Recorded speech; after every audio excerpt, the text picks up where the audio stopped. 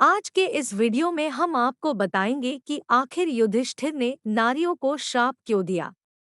आप सभी लोगों ने महाभारत तो देखी ही होगी या फिर किसी किताब में पढ़ी होगी, परंतु महाभारत देखने के बाद भी कुछ लोगों को यह पता ही नहीं रहता है कि आखिर युधिष्ठिर ने नारियों को श्राप क्यों दिया था।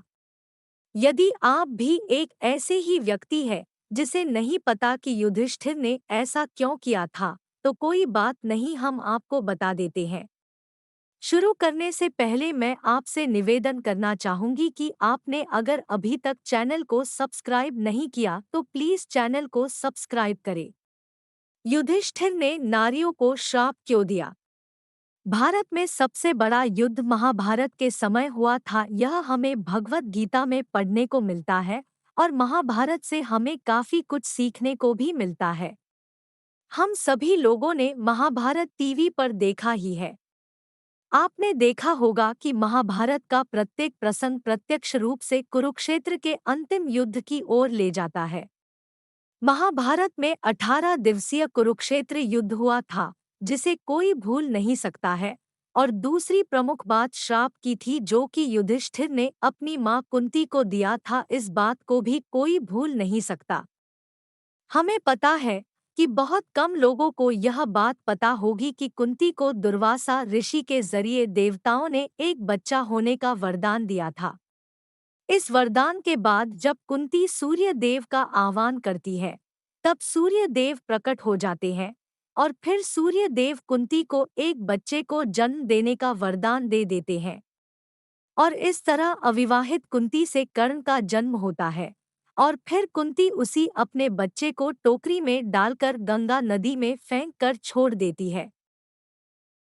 कुंती के लिए उसके अजन्मे बच्चे की कहानी वहीं समाप्त नहीं हुई, क्योंकि वह बच्चा जो कि कर्ण था वह अधिरथ नंदन को मिला और फिर अधिरथ नंदन ने अपनी पत्नी के साथ उस बच्चे को पालने का फैसला किया था। यदि आपको नहीं पता कि अधिरथ नंदन कौन थे तो कोई बात नहीं, हम आपको बता देते हैं। अधिरथ नंदन यह धृतराष्ट्र के सारथी थे। इसलिए जब कर्ण बड़ा हुआ तो दुर्योधन से उसकी मित्रता हो गई। दुर्योधन के साथ उसकी दोस्ती ही उसे कुंती और पांडवों के जीवन में वापस लाती है। जब कुरुक्षेत्र की लड़ाई में कर्ण दुर्योधन के साथ शामिल होता है, तभी कुंती उसे बताती है कि वह उसकी माँ है। लेकिन जब तक कर्ण को पांडवों के साथ अपने भाईचारे के बारे में पता चलता है, तब तक बहुत देर हो चुकी होती है, क्योंकि उसने पहले ही दुर्योधन के प्रति निष्ठा की प्रतिज्ञा कर ली थी। कुंती ने कर्ण से वादा लिया कि वह अपने भाई को नुकसान नहीं पहुंचाएगा और कर्ण ने उससे वादा किया कि वह अर्जुन को छोड़कर बाकी पांडवों पर हमला नहीं करेगा। हालांकि पांडवों को इस बात का कोई अंदाजा नहीं था कि कर्ण उनका बड़ा भाई है। युद्ध समाप्त होने के बाद ही पांडवों को सूर्यपुत्र कर्ण के बारे में पता चलता है, और वह भी तब जब राजा धृतराष्ट्र ने युधिष्ठिर को कर्ण सहित अन्य मृतकों के लिए अंतिम संस्कार करने का आदेश दिया था। जब युधिष्ठिर को यह पता चलता है कि कर्ण उसका बड़ा भाई है, तब वह युद्ध को व्यर्थ मानता है, क्योंकि उसे लगता है कि अगर कुंती ने उन्हें कर्ण के बारे में बताया होता तो चीजें एक अलग मोड़ लेती।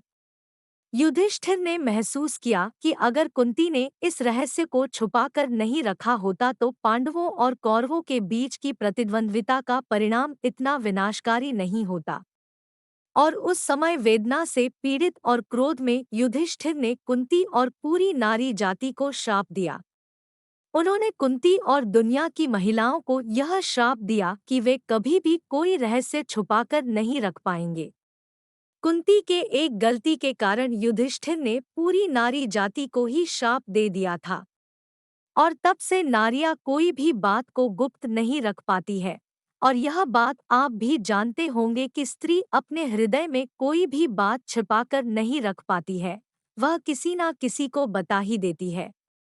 यह पूरा प्रसंग महाभारत में लिखा हुआ है। यदि आप और भी बातें जानना चाहते हैं तो आप महाभारत पढ़ सकते हैं।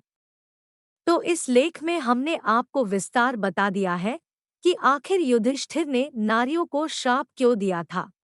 यदि आपको आज का यह वीडियो पसंद आया हो तो आप इसे अपने दोस्तों के साथ और सोशल मीडिया साइट पर ज़रूर शेयर करें ताकि यह जानकारी और लोगों तक पहुंच सके। प्लीज़ चैनल को सब्सक्राइब करें और वीडियो को लाइक भी करें। और प्लीज़ हमें बताएं कि आपके क्या विचार हैं इस बारे में, कमेंट करके ज़रूर बताएं।